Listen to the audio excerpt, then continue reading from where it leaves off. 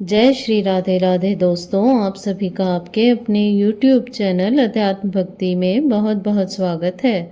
आइए आज आप सब सुनेंगे श्रावण सोमवार व्रत की कथा। हिंदू धर्म में श्रावण महीने का बड़ा ही विशेष महत्व माना गया है। श्रावण का महीना भगवान शिव को अति प्रिय होता है।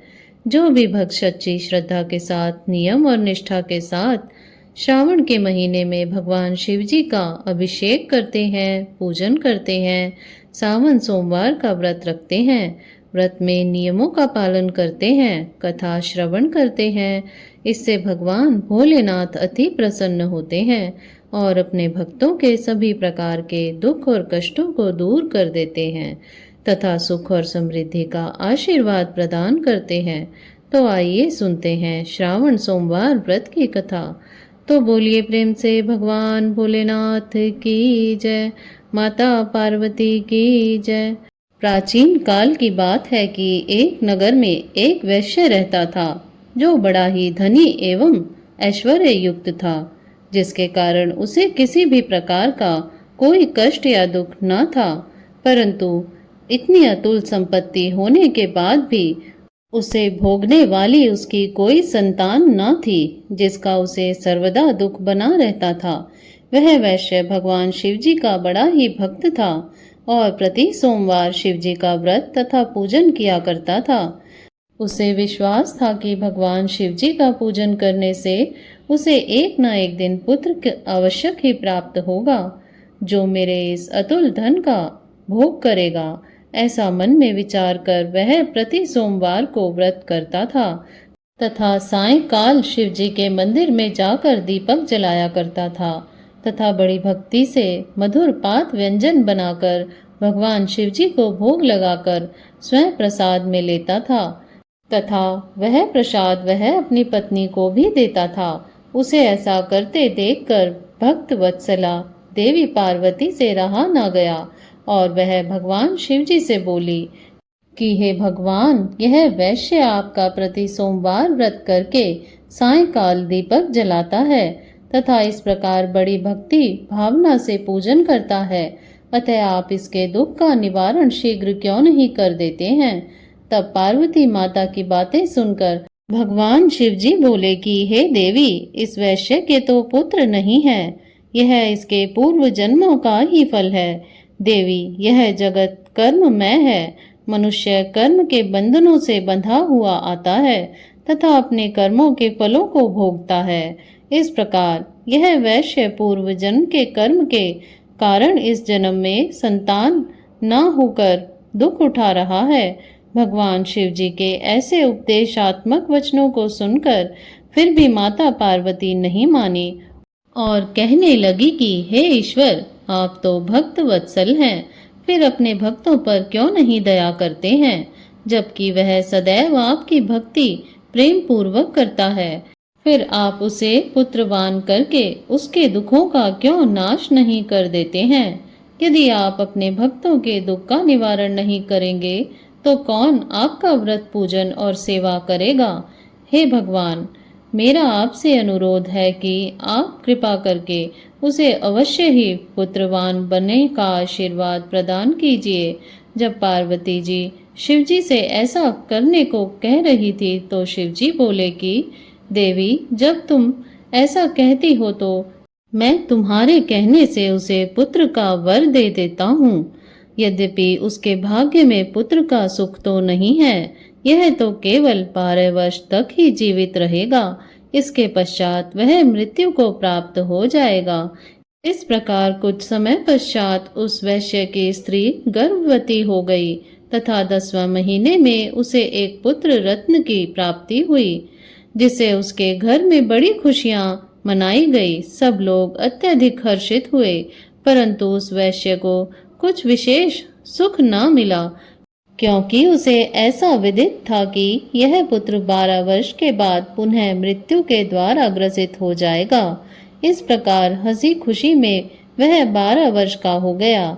एक दिन उसकी माता वैश्य से विवाह के लिए कहने लगी तो उसके पिता विचार कर कहने लगे कि अभी विवाह की क्या जल्दी है, अभी तो मैं इसे पढ़ने के लिए काशी भेजूंगा। साहूकार ने पुत्र के मामा को बुलाकर उसे बहुत सारा धन देते हुए कहा कि तुम इस बालक को काशी विद्या प्राप्त करने के लिए ले जाओ। तुम लोग रास्ते में यज्ञ कराते जाना और ब्राह्मणों को भोजन दक्षिणा देते हुए जाना। दोनों मामा भांजे इस तरह यज्ञ कराते और ब्राह्मणों को दान दक्षिणा देते काशी नगरी निकल पड़े। इस दौरान रात में एक नगर पड़ा जहां नगर के राजा की कन्या का विवाह हो रहा था। कन्या बड़ी ही रूपवती और सर्वगुण संपन्न थी, परंतु राजकुमार अर्थात जिससे उस राजकुमारी का विवाह होने वाला था वह युवक काणा था, जिससे उसके पिता को चिंता थी। परंतु जब उसने वैश्य के पुत्र को देखा जो बड़ा ही रूपवान था, तो विचार करने के पश्चात मामा से कहने लगा कि यदि थोड़ी देर के लिए आप अपने भांजे को मुझे दे दीजिए तो आपकी बड़ी कृपा होगी।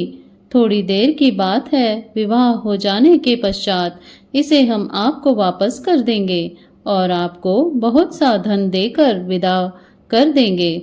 बालक के मामा ने यह बात को स्वीकार कर लिया। वर का पिता उसे वर बनाकर मंडप में ले गया और विवाह का समस्त कार्य बड़ी दक्षता के साथ संपन्न किया।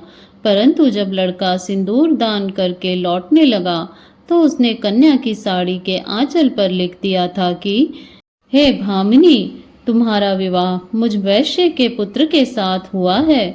अब मैं काशी में पढ़ने के लिए जा रहा हूँ, परंतु जिसके साथ तुम्हें भेजा जाएगा वह एक आंख का काणा है, तुम्हारा पति नहीं है। इस प्रकार विवाह कार्य संपन्न होने पर विदा की बेला पर जब राजकुमारी ने अपनी साड़ी पर सब कुछ लिखा हुआ देखा तो उसे पढ़कर उसने राजकुमार के साथ जाने से इनकार कर दिया और बोली कि यह मेरा पति नहीं है, मेरा पति तो वैश्य का पुत्र है जो इस समय काशी में पढ़ने के लिए गया है। फिर तो राजकुमारी की ऐसी बातें सुनकर उसके माता पिता अत्यंत आश्चर्य में पड़ गए और राजा वर के पिता की धूर्तता से अत्यंत दुखी हुए तथा कन्या को विदा नहीं किया। बारात बिना कन्या के ही वापस लौट गई। उधर वहां वैश्य का पुत्र तथा उसका मामा दोनों काशी में पहुंचे तथा बालक ने अपना अध्ययन प्रारंभ कर दिया और उसके मामा ने यज्ञ करना प्रारंभ कर दिया। इस प्रकार कुछ दिन व्यतीत होते ही लड़के की अवस्था, जो कि 12 वर्ष पूरी हो गई थी, उस दिन यज्ञ हो रहा था। उस बालक ने अपने मामा से कहा, आज मैं कुछ अस्वस्थ हूँ और सोने के लिए जा रहा हूँ। ऐसा कहकर वह जाकर सो गया, परंतु उसके सोने के थोड़ी देर बाद ही उसके मामा ने आकर देखा तो भांजे को मरा हुआ पाया, जिससे वह अति दुखी हुआ। परंतु यज्ञ हो रहा था, इसलिए वह यज्ञ विध्वंस के भय से चुप रहा। और जब यज्ञ कार्य समाप्त हो गया तथा सब ब्राह्मण चले गए, तब वह खूब जोर जोर से रोने लगा। इस समय भाग्यवश पार्वती जी सहित भगवान शिव जी उधर से जा रहे थे कि तभी पार्वती जी ने रुदन सुना, जिसे सुनकर उनका हृदय द्रवित हो उठा और वे शिव जी से कहने लगी कि हे कृपा निधान, देखिए तो कौन इस समय इतनी करुणा से रुदन कर रहा है। आप वहां चलकर देखिए वह क्यों रो रहा है। तब पार्वती जी का ऐसा आग्रह सुनकर के भगवान शिव जी उस स्थान पर गए जहां पर उसका मामा अपने भांजे को लेकर रो रहा था। फिर तो पार्वती जी ने उस बालक को पहचान लिया और बोली कि हे महाराज, देखिए तो इतना सुंदर वह वैश्य का बालक मरा जा रहा है जो आपके वरदान से हुआ था। भगवान शिव जी बोले कि हे देवी, यह बालक अपनी आयु समाप्त कर चुका था और फिर मर गया, इसमें किसी का क्या दोष। पार्वती जी ने कहा कि हे देवादिदेव महादेव, हे भगवान भोलेनाथ, जैसे आपने इसे अब तक 12 वर्ष की आयु दी थी, वैसे ही जीवन पर्यंत के लिए और आयु दे दीजिए, नहीं तो वह वणिक पुत्र के वियोग में मृत्यु को प्राप्त हो जाएगा। तब पार्वती जी के ऐसा कहने पर भगवान शिव जी ने वणिक पुत्र को जीवित कर दिया। इस प्रकार वह शिवजी के वरदान से जीवित हो गया और शिव पार्वती पुनः अपने धाम को वहां से अंतर्ध्यान हो गए।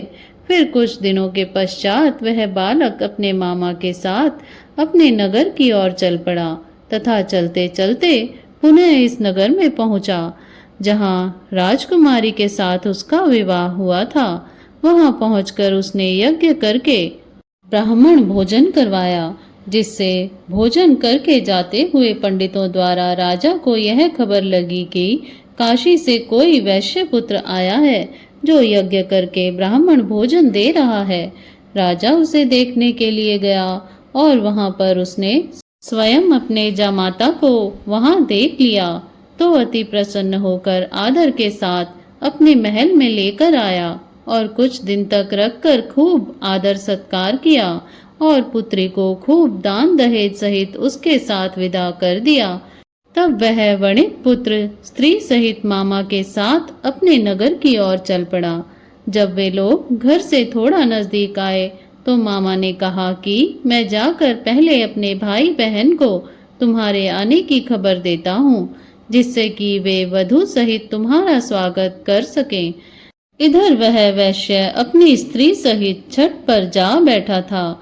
यदि मेरा पुत्र काशी से लौट कर नहीं आएगा तो हम लोग यहीं से कूदकर अपने प्राण दे देंगे। परंतु जब साले ने आकर कहा कि आपका पुत्र कुशलता पूर्वक अपनी स्त्री सहित यहाँ आ रहा है, आप लोग विधिवत उसका स्वागत कीजिए। साले की ऐसी बात सुनकर वे लोग अति प्रसन्न हुए और बड़े आदर सत्कार के साथ पुत्र और पुत्रवधू का स्वागत किया और अति प्रसन्न होकर सोमवार व्रत करके भगवान शिवजी का विधिवत पूजन और वंदना किया। इसी प्रकार से जो भी भक्त सच्ची श्रद्धा के साथ नियम और निष्ठा के साथ सोमवार का व्रत करके भगवान शिवजी का पूजन करते हैं, कथा का श्रवण करते हैं व दूसरों को भी सुनाते हैं, वे सभी प्रकार के कष्टों से छूटकर अपने सभी प्रकार के मनोरथों को भगवान शिवजी की कृपा से सिद्ध कर पाते हैं। तो बोलिए प्रेम से भगवान भोलेनाथ की जय, माता पार्वती की जय। तो आशा करती हूँ आपको यह जानकारी अच्छी लगी होगी। ऐसे ही ज्ञानवर्धक जानकारियाँ प्राप्त करते रहने के लिए, व्रत पूजा आदि के बारे में जानने के लिए यदि आप चैनल पर पहली बार आए हैं तो चैनल को सब्सक्राइब कर लें ताकि आने वाली वीडियो की नोटिफिकेशन आपको समय से मिलती रहे। वीडियो को लाइक करें, शेयर करें। सुखी रहें, स्वस्थ रहें। जय श्री राधे राधे। धन्यवाद।